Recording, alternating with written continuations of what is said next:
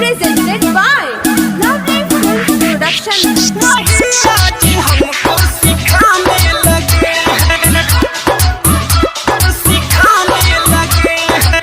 आप सुन रहे हैं अमित पटेल की आवाज में।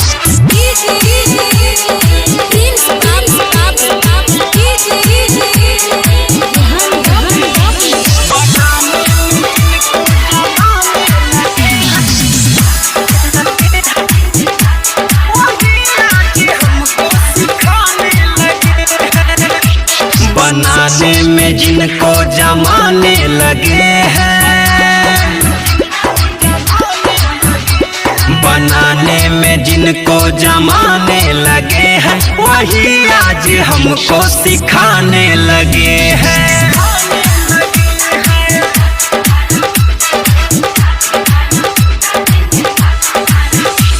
मोहब्बत तो करना हम ही ने सिखाया,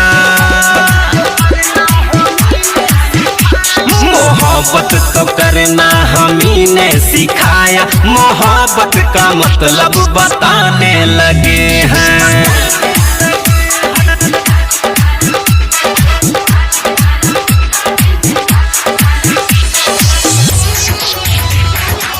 Presented by Lovely Film Production।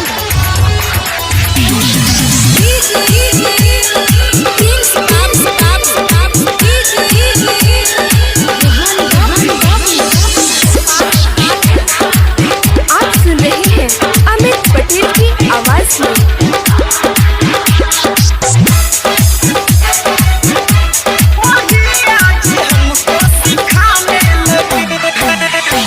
जिसे हमने चाहा,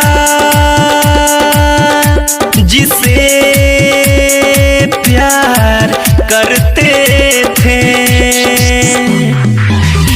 जिसे हमने चाहा, जिसे हमने माना, वही आज तड़पा रहे हैं। जो खुद बेवफा है, जो खुद बेरहम है, वो हमको ही समझा रहे हैं। जिसे हमने चाहा, जिसे प्यार करते थे, वो हंसते हैं हमको रुलाने लगे हैं,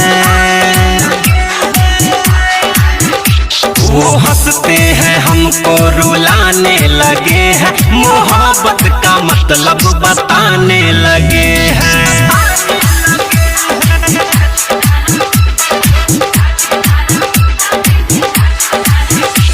बनाने में जिनको जमाने लगे हैं, वही आज हमको सिखाने लगे हैं।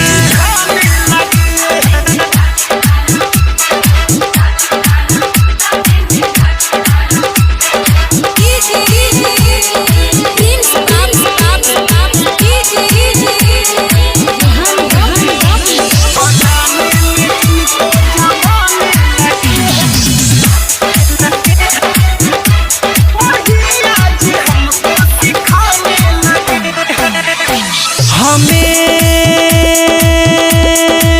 वो भुला के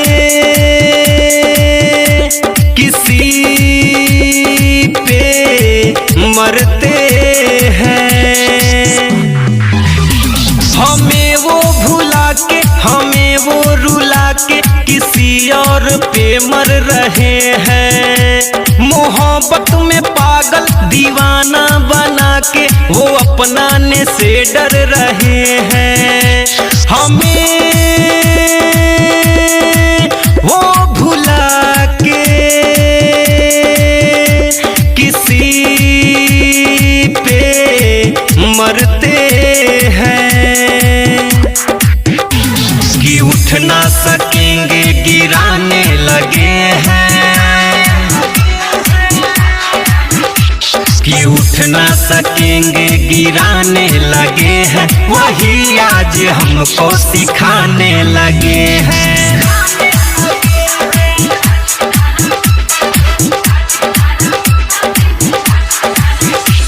बनाने में जिनको जमाने लगे हैं वही आज हमको सिखाने लगे